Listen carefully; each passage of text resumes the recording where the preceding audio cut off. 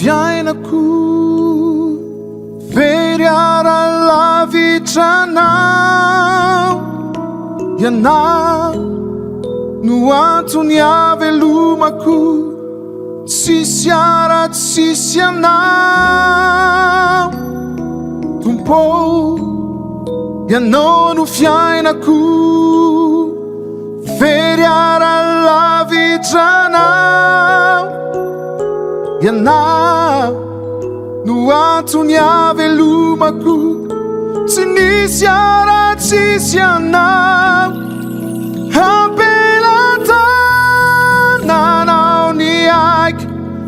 Ampelatananao zay momba rehetra fantatrao Jesosy eo ny fiainako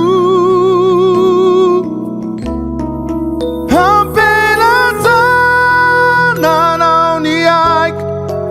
Ampelatananao zay momba rehetra fantatrao Jesosy eo izay mahasoa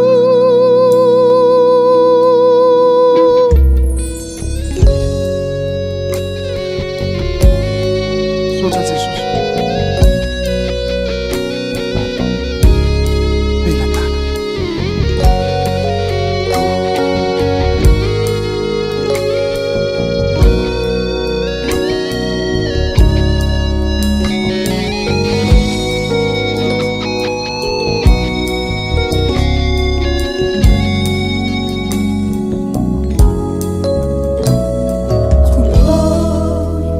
Ianao no fiainako